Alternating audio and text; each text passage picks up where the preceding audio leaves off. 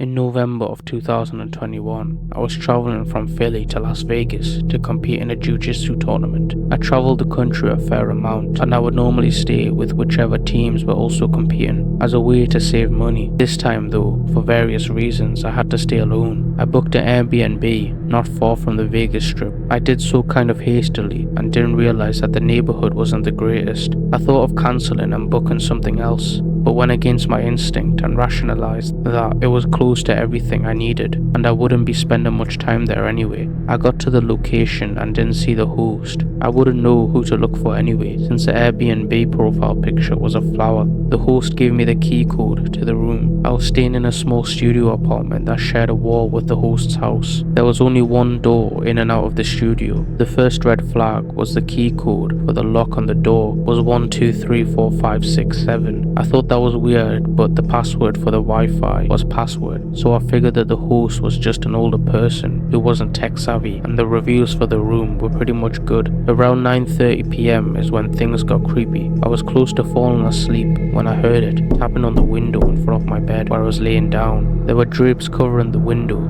so I couldn't see who was making the noise. I responded saying "huh" loud enough for whoever it was to hear me. A minute or two went by in silence before I heard the tapping on the window once again. I said hello pretty loud and it went away. I was pretty on edge at this point and immediately wrote a message to the host asking if it was them tapping on the window. About an hour went by before they finally responded saying I was going to bring you some water, but it seems like you were asleep, so I left. I was still very much on edge and I knew I wasn't going to be able to go back to sleep. I contemplated going for a walk to the store or just taking a shower to clear my mind, but something told me just to sit tight and wait to see what happens. About 45 minutes went by. It's about midnight at this point, and I heard some noise outside. I then heard the distinct sound of someone trying the key code on my door. The attempt failed, but I could hear them trying again. This time I heard the sound of the lock disengaging. The door was unlocked. I threw my blankets off me and ran to the door as it was opening towards me and slammed it shut in the person's face. I was yelling, "This is my room, get out of here."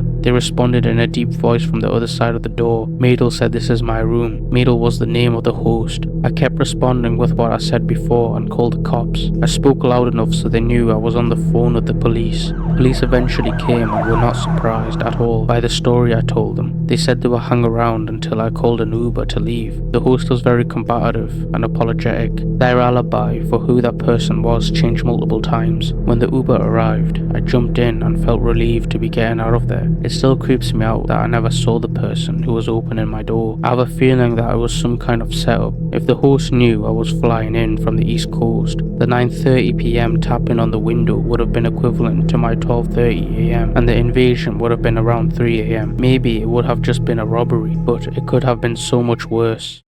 My boyfriend Sean and I went on a trip to Vermont in the summer of 2016. I booked us a stay in Airbnb that was listed as an off-grid cabin. It had a few hundred reviews with a 5-star rating, so I didn't think it looked sketchy. The cabin was an old one-room cabin with a pot, belly stove and a loft area. There was no electricity and it was in a remote part of Vermont down an old dirt road. There was one house about half a mile away that was owned by the host and she was away, so we were alone. We got there around 4 p.m. and had a really nice evening cooking dinner and playing board games by candlelight. We had hiked all day and were exhausted by 10, so I went up to the loft to sleep while my boyfriend decided to sit outside and smoke. About 20 minutes later, while I was in the space between deep sleep and consciousness, I was jolted awake by a large banging sound on the side of the cabin. Before I could yell down, Sean yelled up to ask me if that was me. Confused and feeling like I must be dreaming, I groggily yelled, "No, was that you?" He said no, but didn't seem too worried since he was sitting outside and didn't see anyone. We go camping frequently, so it takes a lot of us to get freaked out by a random noise in the night. We figured it was probably a tree branch that broke off and fell against the cabin. I started to fall asleep again when there was another loud bang, like a thud sound from another part of the cabin. At this, I jumped out of bed and climbed down from the loft. I met Sean as he was coming through the door. He told me to grab all the sharp things that I could find and go back into the loft. He was putting on a calm demeanor, but I could tell he was a little freaked out. I asked him what he thought it was, and he cautiously said that he didn't know. He said he didn't see anything when he was outside, but he thought he might have heard footsteps. As we were whispering, we heard a small, slow scraping noise that trailed for about 3 feet against the wall of the cabin, then silence again. I was pretty scared at this point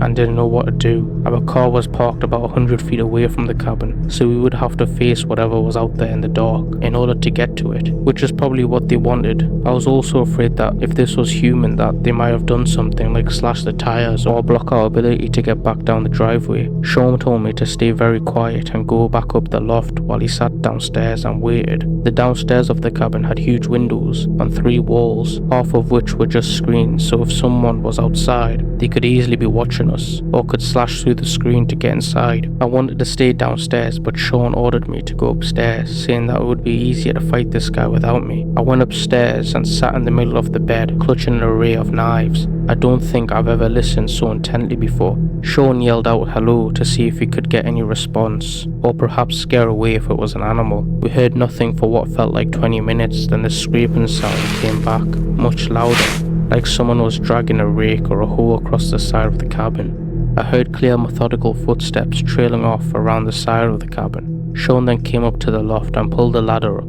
He said he didn't like how they could see him, but he couldn't see them, and if they came in the cabin, he could at least get the jump on them from up here. We sat on the bed in silence. I was looking at him in terror. It was probably around midnight at this point, and I realized that we were going to be stuck in the cabin until morning. The noises continued and intensified. There was more banging that seemed to be coming from all directions. Immediately, the scraping returned. This could not have been an animal. The sounds were too methodical. We didn't hear any grunting like a bear or a bobcat, and there was a constant footsteps, pacing footsteps. There was a clear crunch of one foot going in front of the other, all around the sides of the cabin. There would be pauses of 10 to 20 minutes, intervals, then it would all start up again. At one point there was a strange rattling sound on the outside, like someone was trying to shake or climb the pipe on the outside of the cabin that fed into the pot-belly stove. This carried on for hours. Sean and I just laid in bed, paralyzed in silent fear, staring into each other's terrified faces. I kept waiting to hear the front door burst open or the screen window to rip. I was convinced that we were both about to be murdered. Every gruesome possibility kept playing in my head. I've never been so terrified, but no one ever came into the cabin. We never heard any voices, whispers, deranged giggling or anything, just loud scraping, banging, rattling and footsteps. Finally, around 5 in the morning, we started to hear roosters in the distance, and the loft was slowly lit up by early dawn light. The sounds finally stopped. I got about 2 hours of sleep because we had to drive in to Pennsylvania the next day. My car was thankfully fine, and we packed everything up as quickly as possible to get the heck out of there. Sean looked around the cabin trying to find scrape markings or clear footprints, but there was nothing. I messaged the Airbnb host to tell her about the experience, and she said it must have been a porcupine. If you could find a porcupine that makes a loud banging noise and can walk like a human, let me know. To this day, we debate about what it could have been. Sean thinks it was a crazy local trying to scare us away. Either way, I'm really glad I was not murdered that night.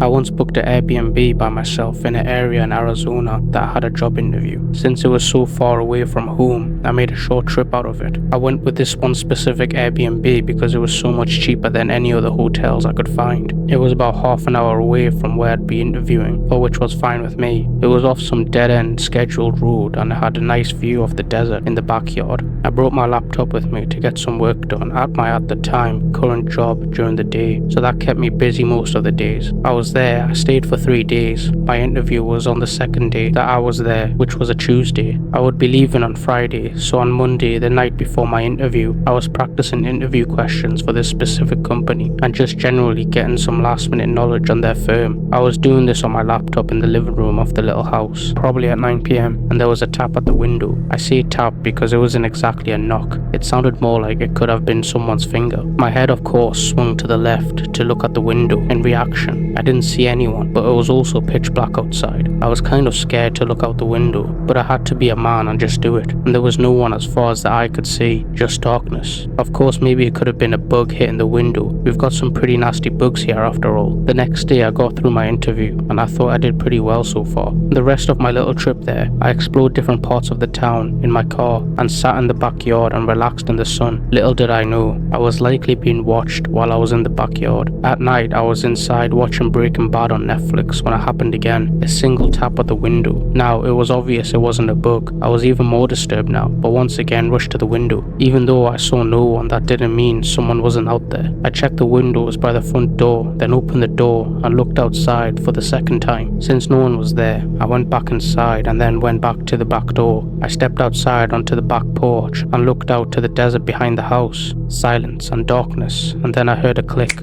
A sound someone made like clicking their tongue at the roof of their mouth. It was off in the distance beyond the light from the house. It was somewhere in that cold desert. I felt though someone could be hiding behind any number of those bushes, watching me and toying with me. I yelled out, and as soon as I did, I got a response. There was another click. I pinpointed the direction it came from and looked that way. I could see someone now, standing not too far away, dressed in dark clothes, blending into the darkness of the desert. I started walking a little closer, then stopped, realizing I didn't want to get any closer to that person. I called out, "You're on private property. I'm going to call the cops if you don't leave." And I saw the person eerily quickly walk away. I theorized it was the Airbnb owner, but obviously that was a stretch, and I didn't really know what to actually think. The night following, I was in my bed on my laptop watching Breaking Bad again before going to bed. I think I watched 2 episodes so far. I was doing this for about an hour and a half. I didn't hear any noises in the house, though I was definitely giving thought to that encounter from earlier while watching the show. When I finally turned off the lights in the room and tried to fall asleep, within 10 seconds there was that click sound again, muffled from inside of the closet. I looked at the closet door, which was open just a crack. Then a pretty natural response. I sprang off the bed, still in my PJs, and ran to the car. I sat in the driveway with the car running and I called the cops. I stared at the house as I spoke to the dispatcher, waiting to see if someone would come out, because all of my stuff was still in there. A police officer arrived, and upon entering the house, we did a quick investigation of the house together. It was a very small with not many places to hide. Conclusively, I still packed my stuff and left that place that night for a nearby hotel. I contacted both Airbnb and the host and was only able to get a partial refund for my stay. I still think it may have been the host of the Airbnb. I mean, who else would have access to the house? There was no signs of forced entry, which leads me to believe whoever it was may have a key, but maybe I'm wrong. Maybe it was a stranger who snuck in an opportune time.